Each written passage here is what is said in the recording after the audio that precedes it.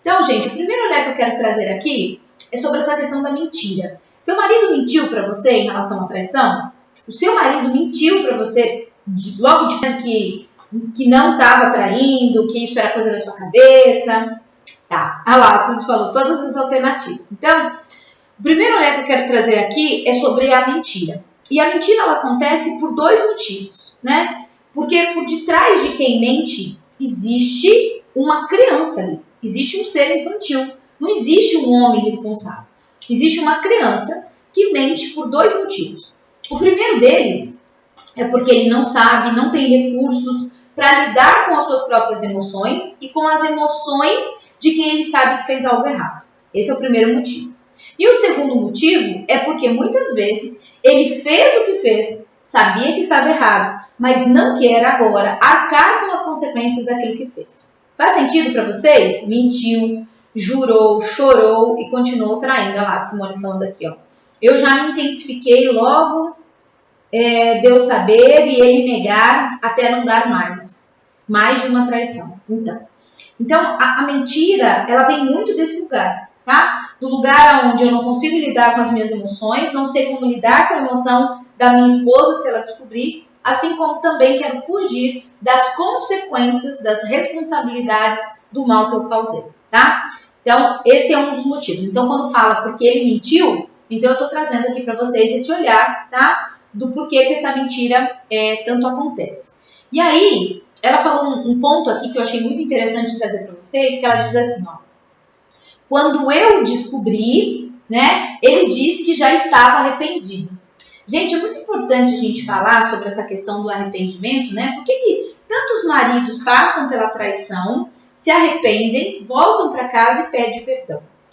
Vocês podem dizer várias coisas, né? Não sei o que vocês poderiam escrever aí, por que o marido se arrepende, pede perdão e quer voltar para casa.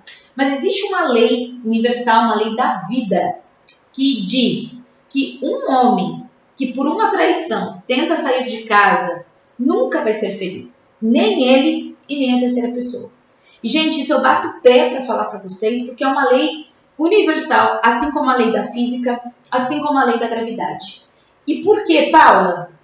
Porque existe um fato por detrás de tudo isso, que é ninguém será feliz às custas da infelicidade de uma outra pessoa. Então, no começo, deve parecer tudo lindo, tudo maravilhoso, tudo muito novo.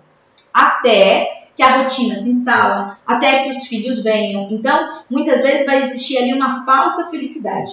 Por isso que relacionamentos, né, de traições tendem a nunca dar certo. Porque nenhuma outra pessoa, amantes que por acaso possam ouvir essa minha aula, saibam disso, saiam dessa roubada imediatamente. Porque ninguém pode ser feliz às custas da dor e do sofrimento de uma outra pessoa, de uma outra família, tá? Então, quando ela fala assim, ele já tinha se arrependido mesmo antes de eu descobrir. E esse arrependimento, gente, bate e bate forte. Ele não está mentindo quando ele está dizendo isso. E vou te dizer por quê, vou te explicar aqui. Nós temos três tipos nós temos o nosso cérebro dividido em três. Então, nós temos o nosso cérebro, que ele é primitivo, que é aquele da nossa sobrevivência, né? Do correr, fugir, matar, comer, né? Que faz parte do nosso instinto. Depois nós temos uma parte do nosso cérebro que ele é totalmente emocional, né? Onde lida com as nossas necessidades, aquilo que eu quero que me faz bem, quero me afastar de tudo aquilo que me faz mal. Assim também, como nós temos uma terceira parte do nosso cérebro, que é uma parte muito mais evoluída, que é a nossa parte do discernimento, né? Se eu fizer isso me traz essa consequência, e eu paro para fazer essa reflexão, que seria o meu racional antes das minhas decisões, tá? E aqui, o que eu quero explicar para vocês? Que quando a gente não tem essa parte do nosso cérebro, desse discernimento desenvolvido, e isso é desenvolvido, tá, gente? Através do conhecimento, através de estudo, isso é um desenvolvimento, tá? Ninguém nasce com isso pronto, montado. E aí, o que vai acontecendo nesses movimentos? Por quê? Porque ela fala assim, ó, ela fala que o marido se justifica aqui, ó. Ele diz que se encontrou 2 vezes, que foi por raiva. de brigas, porque eu sempre me defendia e me justificava. Quando ele vai para esse movimento, ele está mostrando que parte dessas necessidades dentro da relação não estavam sendo atendidas. Gente, isso explica, mas não justifica, tá? É só para vocês entenderem parte de um processo de como funciona o que está por detrás de uma traição. Então, quando ele vai para esse lugar, olha, eu não estou conseguindo ter o que eu quero, eu não tenho recursos para pedir o que eu quero. Hoje mesmo estava vendo o depoimento de uma aluna, não só de uma, mas de várias alunas, que diziam assim: Paulo, o meu marido já tinha sentado para falar comigo, ele já estava falando que do jeito que estava já estava difícil, que tinha coisas que eu deveria mudar, que eu deveria fazer, mas eu não dei ouvidos, tá? Então, eu já ouvi bastante sobre isso, então aproveitem aí para esvaziar a xícara, para que vocês possam me ouvir até o final dessa aula, tá? E levar algo de produtivo para lá.